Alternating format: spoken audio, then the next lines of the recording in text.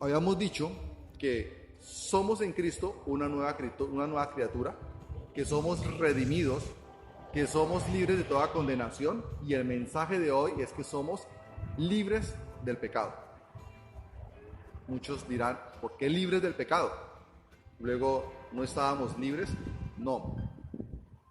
Nosotros tenemos una naturaleza pecaminosa.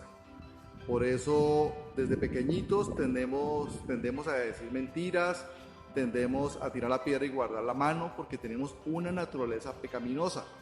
Y desde que iniciamos a pecar, nos volvemos esclavos del pecado. Por eso, quien por primera vez empieza a ver pornografía, tiene la tendencia a seguirla viendo porque se hace esclavo de ese pecado. Quien por primera vez es infiel a su cónyuge, tiene la tendencia a seguirlo haciendo porque se vuelve esclavo del pecado.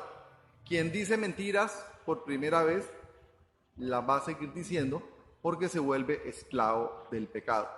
Y de eso es que Cristo nos hace libres de la esclavitud del pecado.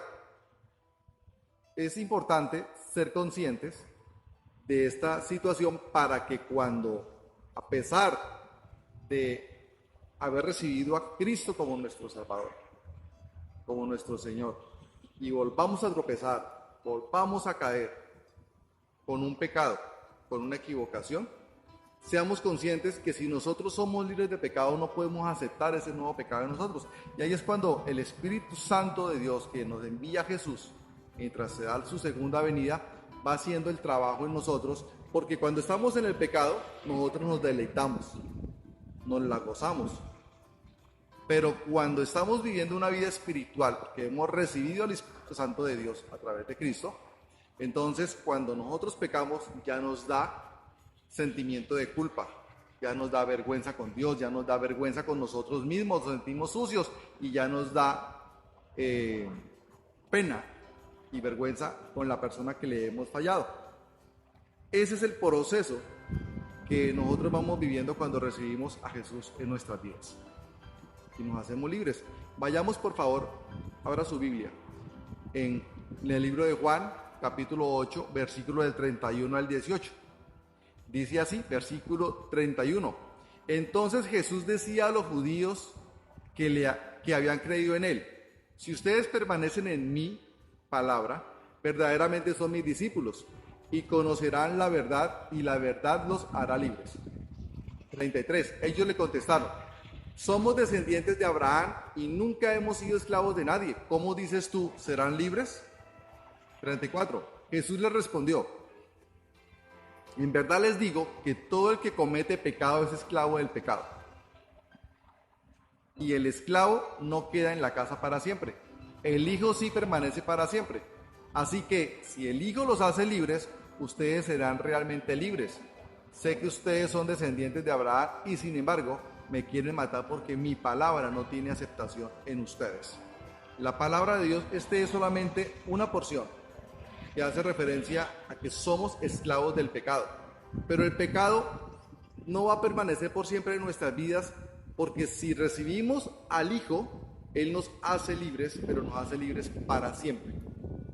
Recuerden que cuando nosotros somos liberados de un espíritu de pecado, si ese vacío que queda no lo llenamos con verdad, vienen 7 más y se meten en nosotros. Es decir, si nosotros empezamos a liberarnos del pecado, tenemos que llenarlo de lo contrario, es decir, del no pecado. Es decir, si yo era infiel, ¿qué voy a hacer ahora? Rechazar la infidelidad y ser fiel. Si yo veía pornografía, voy a cambiar el espacio de pornografía por leer palabra de Dios, por ejemplo. Es decir, ese vacío que queda tenemos que llenarnos con valor, con principios. Es la manera como vamos reconstruyendo nuestro nuevo ser, nuestra nueva forma de vivir. Y somos muertos al pecado una vez recibimos a Cristo. Es decir, somos libres del pecado. Eso es importante que lo tengamos presente. Vayamos por favor a Romanos 6, del versículo 1 al versículo 6. Dice así: ¿qué diremos entonces? ¿Continuaremos en pecado para que la gracia abunde? De ningún modo. Nosotros que hemos muerto al pecado, ¿cómo viviremos aún en él?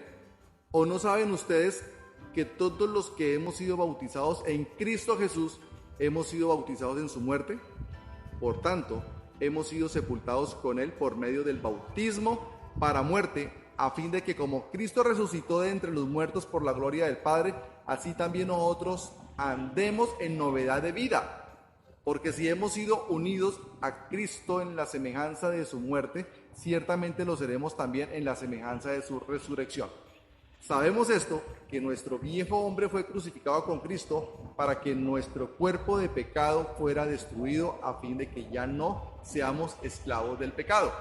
Entonces, seamos conscientes que el recibir a Cristo en nuestras vidas nos hace libres del pecado, nos hace libres de esa esclavitud en la que vivíamos por el pecado. Pero no es a través de nada diferente a Jesús. Algunos acuden a otras fuentes, algunos acuden a otras figuras, pero la palabra de Dios en ninguna parte dice que es en algo diferente a Jesús, que somos perdonados de pecado, que somos libres de pecado, que somos libres de condenación. Es única y exclusivamente Cristo, el único intercesor ante el Padre, el único abogado que tenemos ante el Padre es Cristo, Jesús de Nazaret, el único que ha muerto para perdonar nuestros pecados. Fue Jesús. Ni María, ni los apóstoles, ni santos, ni estatuas, ni imágenes, ni sacrificios, ni siquiera ir de rodillas a Monserrate, o a Cristo Rey, o a la Virgen de Manare, o a tantas imágenes que la religión tradicional ha creado. Eso no es el camino para ser salvos, ni es el camino para ser perdonados de pecado, ni es el camino para ser libres de la esclavitud del pecado. El único camino es Jesús de Nazaret, el único que murió en la cruz por ti y por mí.